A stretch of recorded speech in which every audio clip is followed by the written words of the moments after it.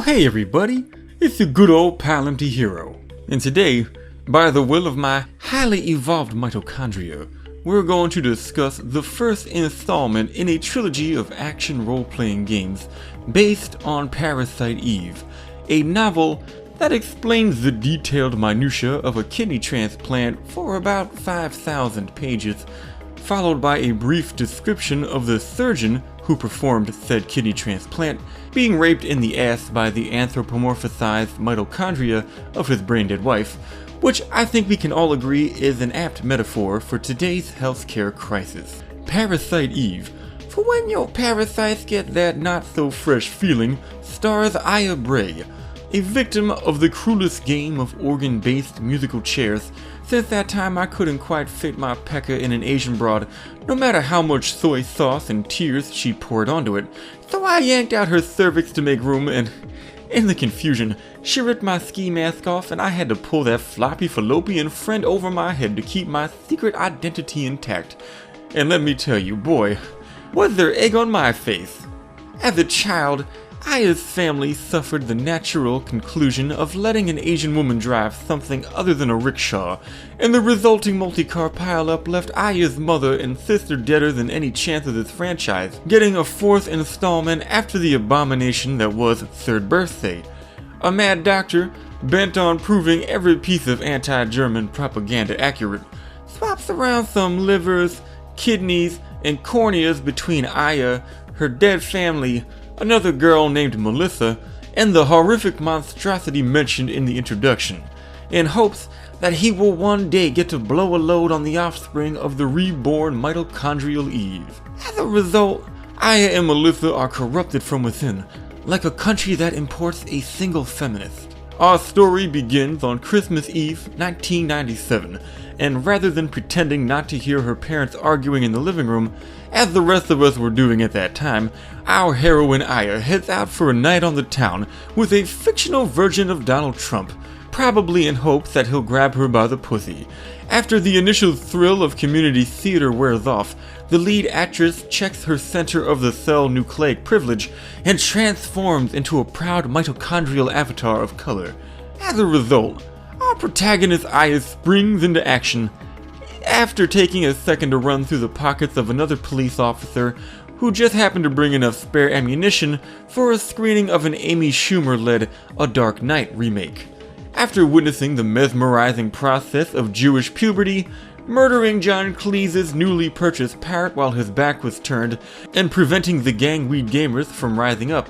Aya walks in on Melissa, now the mitochondrial Eve, tickling the ivories harder than an elephant molester. Eve's penis envy manifests, then unfurls like a Clinton's member as a school bus drives by, and a shot-for-shot showdown of thoughts ensues. Despite possessing the mitochondria, Eve flees to the sewers of New York, hoping that the steaming vapors of untreated sewage will mask her all-encompassing dank pussy snake. There, Eve merges herself with the abundant supply of traditional Christmas Eve Jewish Chinese food shits, rather than just turn sideways to fit between these bars, and Aya encounters the dreaded interior crocodile alligator.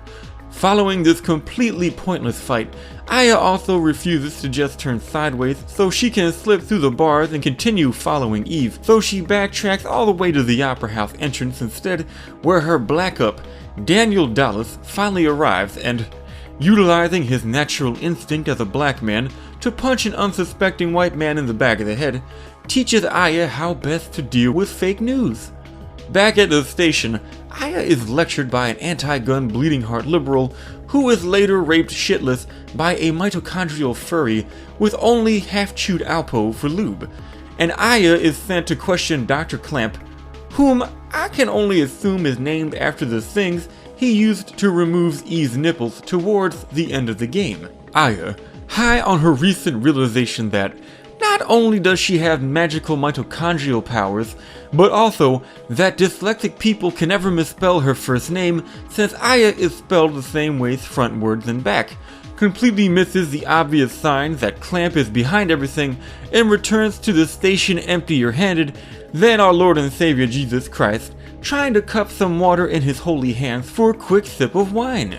In order to advance the plot, everyone suddenly realizes three key factors that propel Aya and Daniels towards Central Park. First, that Eve's host Melissa was set to perform at a Christmas concert later that night at Central Park.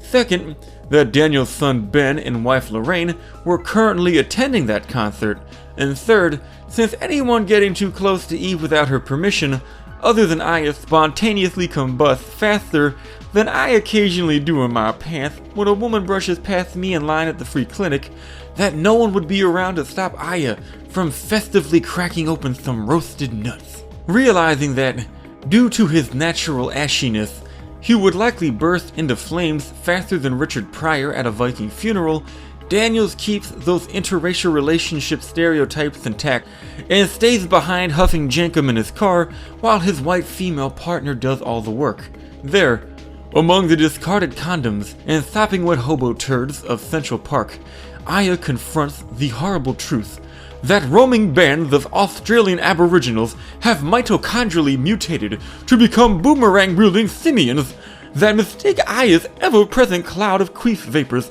for petrol fumes and attack en masse in hopes of huffing enough pelvis perfume to return to the great rainbow snake dreamland at the dumpster behind the Fuddruckers.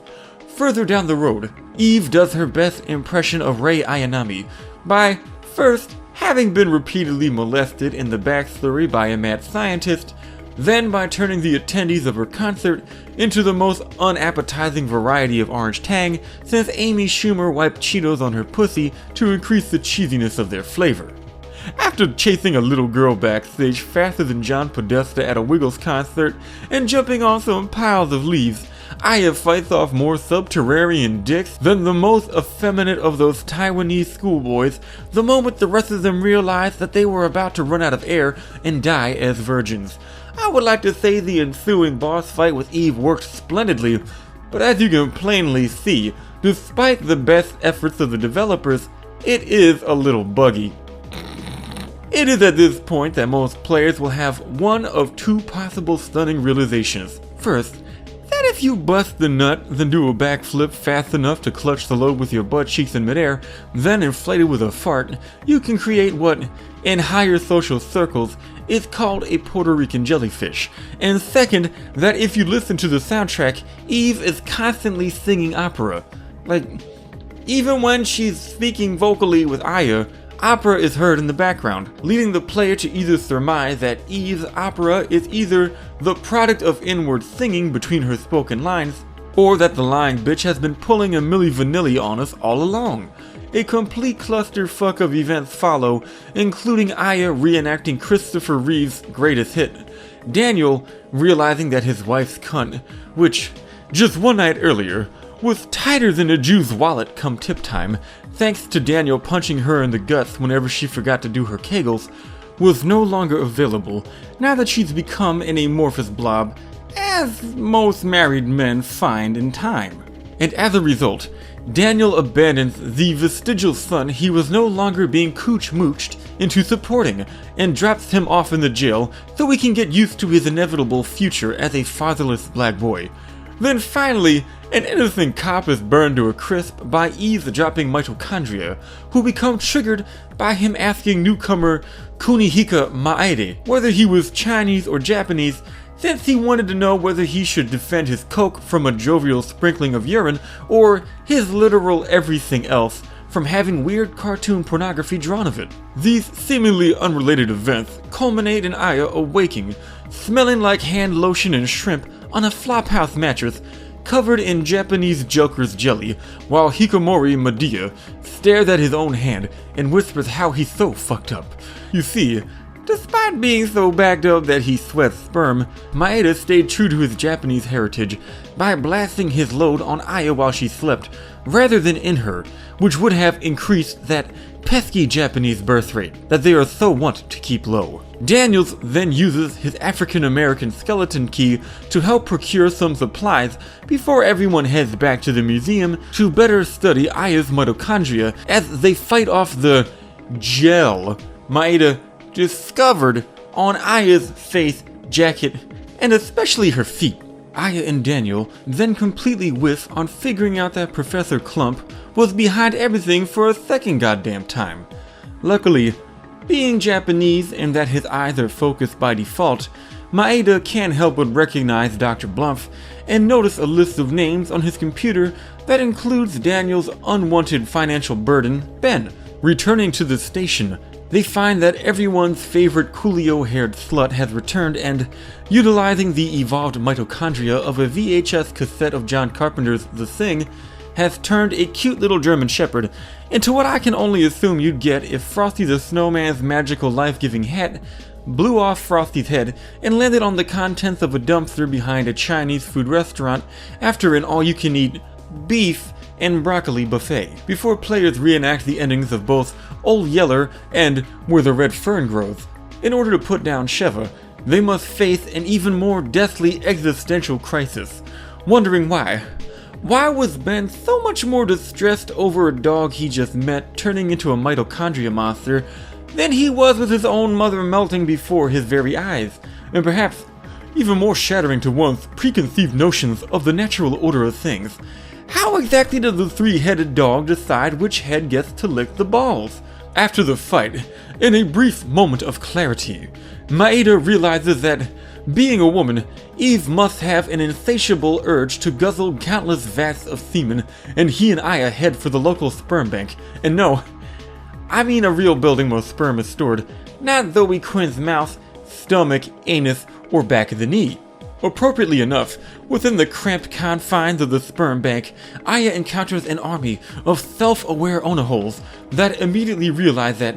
due to Aya's inability to open a pickle jar or perform a Puerto Rican jellyfish, that she does not have a penis for them to milk, and they attack Aya ruthlessly. I mean it literally. Search all you want during these battles, you won't find a single Ruth. Atop the roof, Eve uses her mind-warping mitochondrial powers to convert a jet pilot into a Muslim mid-flight, forcing Aya to drop harder than most players' balls the first time they watch that shower scene from Parasite Eve 2. Then, in order to pad out the length of the game, players will proceed through Chinatown, where they will fight the most rancid pussies with bloody tampons hanging out of them that I've seen since I quit working at the car wash after Jennifer Hepler rolled in on a hydraulically reinforced hospital gurney and wanted her undercarriage pressure washed.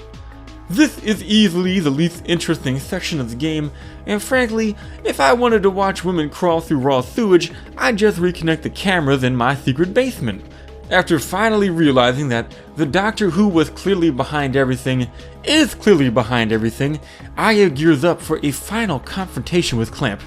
Unfortunately, because Aya still has some stupidity left over from before, instead of confronting Clamp immediately by shooting out the lock on his office door, she fights hundreds of mitochondrial dinosaurs while searching for a key instead. This is probably the least fun I've had in a museum since I was banned from the Holocaust Museum from turning on a lamp that,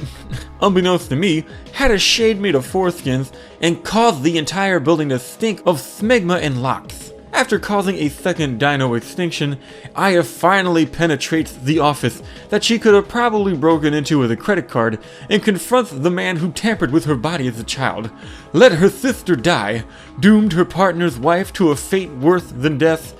jammed his cock in a pocket pussy that he taped to a dog's hind leg before scratching his belly so that its leg would wiggle, and perhaps, worst of all, wasting his talents on creating a sperm with no male mitochondrial DNA so that Eve can give birth to the ultimate mitochondrial being, rather than a ranch dressing flavored sperm that makes it impossible for a judge to prove that you were the one who knocked a woman up. I don't care what that judge says, Eve, you lying bitch. I know that baby isn't mine, cause I jammed a straightened out coat hanger down my pee hole right after busting that nut. So yeah.